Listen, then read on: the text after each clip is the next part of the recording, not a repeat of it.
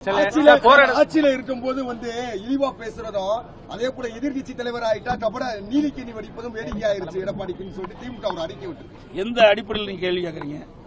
அறிக்கை எந்த அடிப்படையில் விட்டாங்கன்னு அதை நீங்க சொல்லுங்க, அப்பதான் அதுக்கு பதில் சொல்ல முடியும். அதையே வேணுமென திட்டமிட்டு எதிர்கட்சியை சேர்ந்தவர் வேற வழி இல்ல பேசுறதுக்கு, அதனால இப்படிப்பட்ட ஒரு அறிக்கையை வெளியிட்டிருக்காரு. அது உண்மை இல்ல. அனைத்து இந்திய அண்ணா திராவிட முன்னேற்ற கழகத்தை பொறுத்த வரைக்கும் எப்பொழுதும் ஒரே நிலைப்பாடுதான். இன்னைக்கு நாங்க 10 ஆண்டு அதிமுக ஆட்சியில இன்றைக்கு அரசு ஊழியர்களுக்கு ஏராளமான திட்டங்களை கொடுத்திருக்கிறோம். அவ்வப்போது மத்திய அரசு அகவலைப்படி உயர்த்துறாங்க. அந்த காலகட்டத்தில் பிடித்தம் இல்லாம அரசு ஊழியர்களுக்கு அகவலைப்படி கொடுத்தோம். ஆனா இந்த திராவிட முன்னேற்ற கழக ஆட்சிக்கு வந்த 3 ஆண்டுகள 2 முறை 6 மாதம் அந்த அகவலைப்படியை பிடித்த செஞ்சுதான் அரசு ஊழியர் கொடுத்திருக்கிறாங்க. ஆகவே இன்றைக்கு அரசு ஊழியர்களுக்கு கொடுக்கப்பட்ட வாக்குறுதியை திராவிட முன்னேற்ற கழக அரசு நிறைவேற்றப்படவில்லை.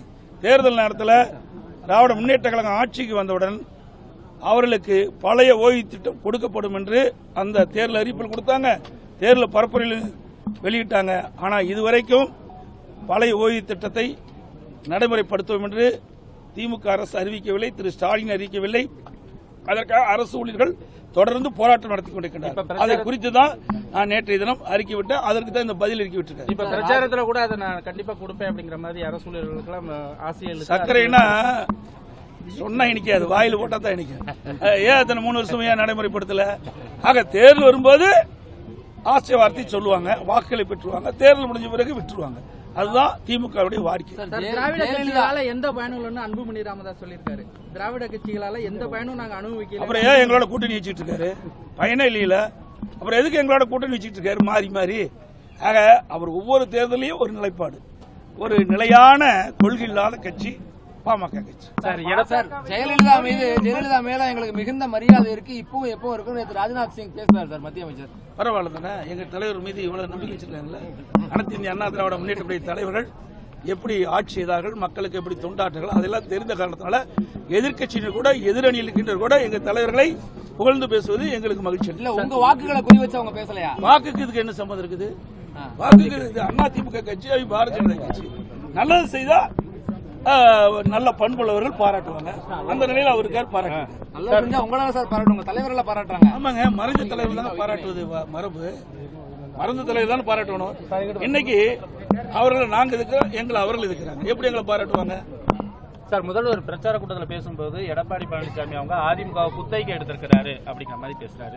அப்படி அவருடைய கட்சி குத்தகைக்கு எடுத்திருக்காரு. இன்னைக்கு திமுக அது ஒரு கார்பரேட் கம்பெனி, அவளுக்கு பழக்க தோசை விடாது.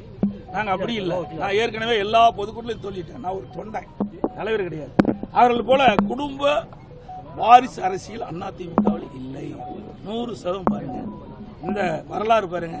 புரட்சி தலைவர் எம்ஜிஆர், அதுக்கு பிறகு அம்மா, அதுக்கு பிறகு என்னுடைய கழக நிர்வாகிகள், தொண்டர்கள், தலைமைகள் என்னை ஒரு வாய்ப்பு கொடுத்திருக்காங்க. எனக்கு பின்னால் ஏதோ ஒரு தொண்டை இந்த கட்சிக்கு பொதுச்செயலாளர் வருவார். ஆனா திமுக அப்படிப்பட்ட நிலைமை இருக்குமா? கிடையாது.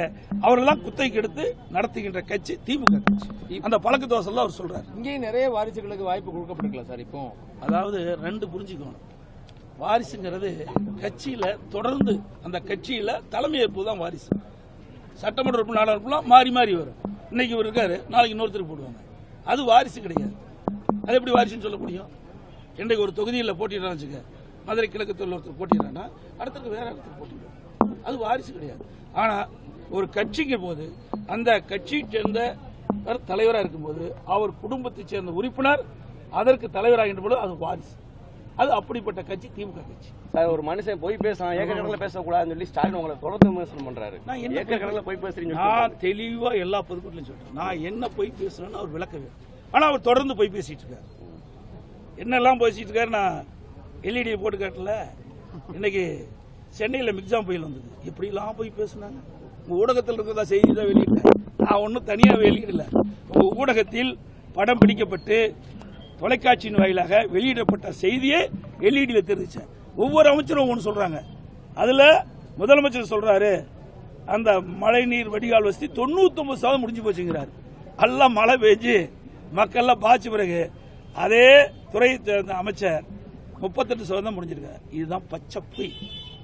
அதிமுக பொறுத்த வரைக்கும் நான் மேடை ஏறி பேசினதுல இதுவரைக்கும் எந்த பொய்ன்னு சொல்லுங்க, அதுக்கு நான் விளக்கம் சொல்றேன்.